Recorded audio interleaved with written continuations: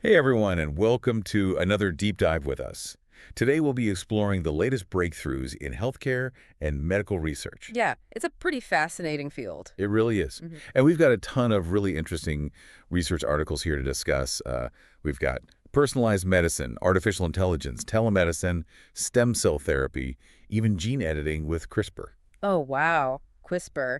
Yeah, it's really a pivotal time for healthcare. We're seeing just incredible progress in so many different areas. It really feels like it has the potential to totally change how we think about healthcare. Absolutely. So let's start with personalized medicine. Mhm. I find this concept so fascinating, the idea that treatments can be tailored to your unique genetic makeup, Yeah. instead of just like a one-size-fits-all approach. Yeah, that's exactly it. So, instead of just treating symptoms, we're getting to understand the root cause of diseases at a molecular Yeah. level. So, for example, you can now identify specific mutations through genetic testing that might make you more susceptible to certain conditions like, cancer or heart disease, Alzheimer's, things like that. Wow.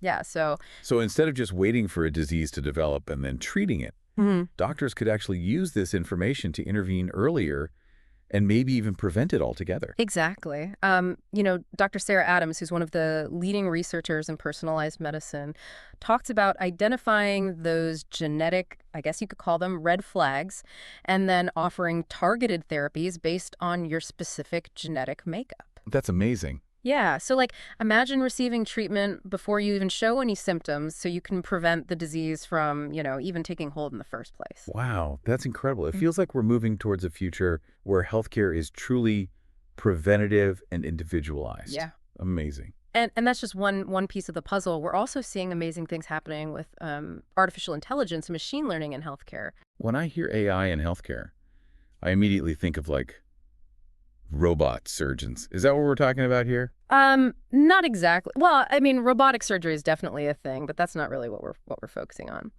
The real power of AI lies in its ability to analyze huge amounts of data and identify patterns that humans might miss. Yeah. Think about it.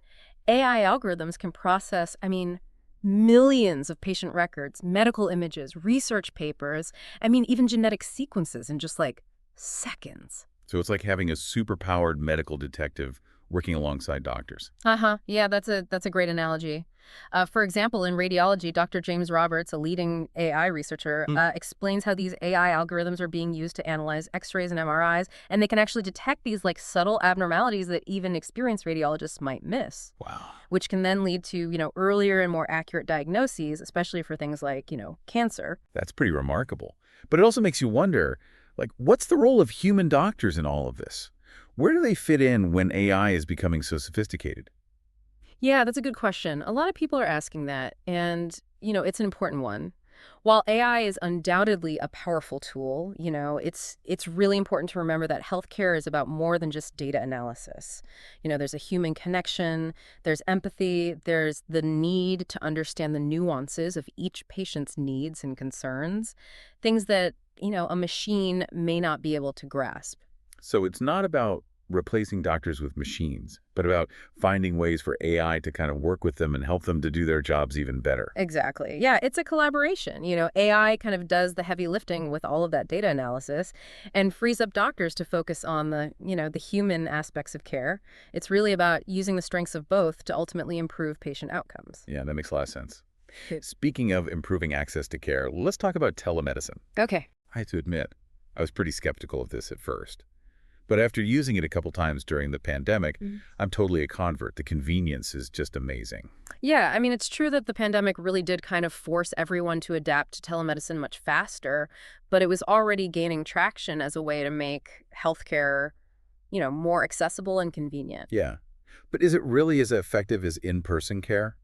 Can a doctor really diagnose and treat you effectively through a video call? That's a good question. Dr. Maria Fernandez, who's a big advocate for telemedicine, says it's not just about convenience, but about expanding the possibilities of healthcare.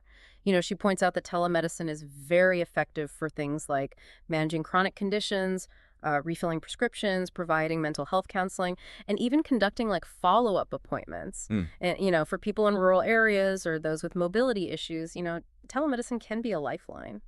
Yeah. It's truly amazing to think about how technology is breaking down those barriers to Yeah, access. for sure. Have you ever used telemedicine yourself? What was your experience like? Yeah, actually, I have. I recently had a consultation with a specialist who was actually located in another state. Wow. And it was so much easier than having to like travel for an in-person appointment. The technology worked great, and I really felt like I received the same level of care that I would have, face to face. Yeah. I had a similar experience. It was a bit strange at first, but Yeah. once we got into the conversation, it felt very natural. And like you said, being able to do it from home was a huge plus. Yeah, absolutely. And I imagine that this is, just the beginning. As technology continues to evolve, we can expect telemedicine to become even more sophisticated, more integrated into our healthcare system. Oh, yeah, definitely. Exciting stuff. Okay, I'm ready to dive into something truly futuristic. Stem cell therapy and regenerative medicine. This stuff always sounds like it's straight out of science fiction, but it's actually happening. I know, it's really a remarkable field.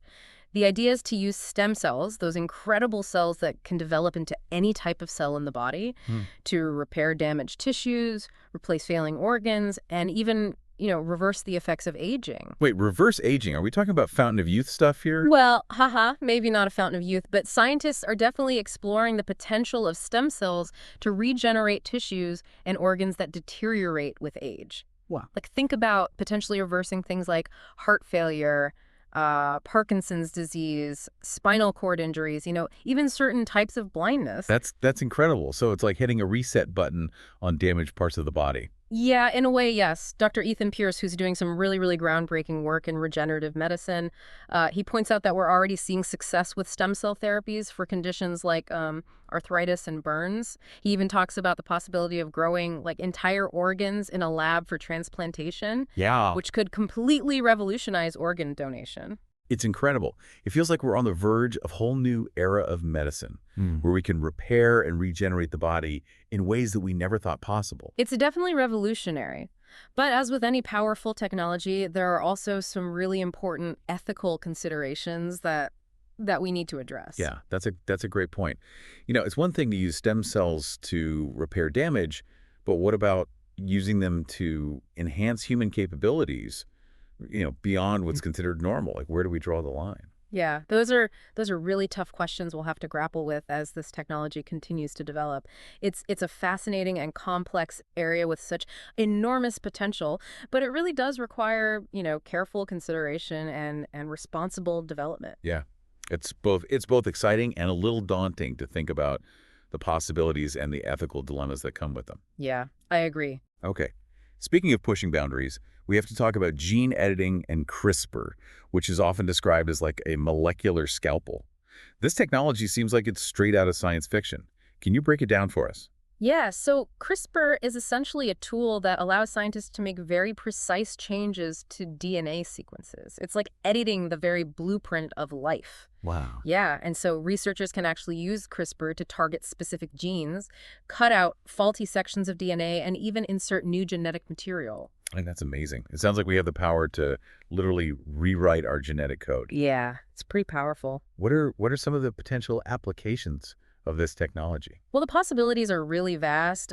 Dr. Linda Zhang, a leading geneticist, she believes that CRISPR has the potential to cure a whole range of genetic diseases. We're talking about things like cystic fibrosis, sickle cell anemia, muscular dystrophy, even certain types of cancer. So we could potentially eliminate these diseases at their root before they even have a chance to develop. That's the hope.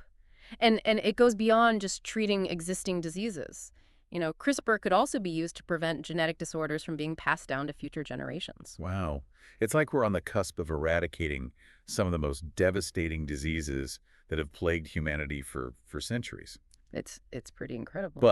But like you said, like any powerful technology, gene editing comes with some ethical considerations that we need to carefully address. Oh yeah, for sure. I mean, it's not just about curing diseases. It's about what it means to be human and how much control we should have over, over our own evolution. Absolutely. Yeah. It's a powerful tool that requires really careful consideration and responsible use. We need to have some open and honest conversations about the ethical implications of gene editing and make sure that it's used for the benefit of humanity. Well, I think we've covered a lot of ground already in this first part of our deep dive. We've, explored some groundbreaking innovations in healthcare and medical research. We've talked about personalized medicine, AI, telemedicine, stem cell therapy, and even the revolutionary potential of gene editing. Yeah, it's been quite a journey. Yeah, it has been. And there's so much more to talk about. I know, right? I'm ready for more. Uh, well, let's switch gears a little bit and talk about another really interesting innovation that's making waves in healthcare, and that's 3D printing. 3D printing, I usually think of like little plastic figurines or prototypes. How Mhm. does that apply to something as complex as healthcare? Oh, 3D printing in healthcare is it's way beyond that. We're talking about creating custom designed medical devices, implants, even tissues and organs. Wait, hold on. Printing organs? Is that really possible? It's becoming a reality. Researchers are already printing functional tissues like skin grafts and cartilage, and they're making really good progress in printing more complex structures like blood vessels and heart valves. Wow. So instead of relying on organ donors, we could potentially print organs on demand. Yeah, that's the long-term goal. I mean, imagine a future where patients waiting for a transplant could have a new organ printed, specifically for them, Yeah. eliminating the need for donor matching, reducing the risk of rejection. It sounds like something out of, a science fiction movie, Yeah. but it's incredible to think about the impact that could have on people's lives. Oh yeah, absolutely. And it's not just about printing organs. 3D printing is also transforming, other areas of healthcare as well. Like what? What are some other examples of 3D printing in action? Well, one area where it's making a really big difference is in the creation of custom prosthetics and implants. Okay. Yeah. I can see how a 3D printed prosthetic could be designed to, perfectly match an individual's body. Exactly. Dr. Greg Taylor, who's, really a pioneer in this field of 3D printing for prosthetics, explains that these devices can be, made to fit the patient's unique anatomy, with incredible precision. And that leads to, better comfort, better functionality, faster recovery times. So it's not just about, replacing a missing limb. It's about restoring function and improving, quality of life. Exactly, exactly. And it goes beyond just prosthetics. Surgeons are now using 3D printed models to plan, complex surgeries. Oh, yeah. So they can print a replica of the patient's anatomy and use it to visualize the procedure beforehand, which, can help to reduce risks and lead to better outcomes. It's like having a dress rehearsal for surgery, but with a 3D printed model. Uh-huh. Yeah, that's a great way to put it. It allows surgeons to practice, the procedure, identify potential challenges, really refine their approach before they even, step foot in the operating room. That's incredible. I mean, what other applications of 3D printing can you envision in healthcare? Oh, the possibilities are almost endless. Researchers are exploring using 3D printing to create, personalized drug delivery systems, biocompatible scaffolds for tissue regeneration, even microfluidic devices for disease diagnostics. It's amazing how a technology that started with, making like simple plastic objects is now being used to create these complex and life-changing medical solutions. Yeah, yeah, it really speaks to human ingenuity and the incredible pace of, innovation in healthcare. Absolutely. Speaking of innovation, let's move on to another area that's really transforming healthcare, and that's wearable technology. Okay. I have to admit, I'm kind of a fitness tracker junkie myself. I love being able to track my steps, my heart rate, my sleep patterns. Yeah. It's amazing how these devices have become so commonplace, I mean, they've gone from being these niche gadgets for, fitness enthusiasts to mainstream tools that people use to manage, their health and well-being. Yeah, that's true. But, beyond just tracking our steps and calories, what kind of impact are these wearable devices having on like actual healthcare?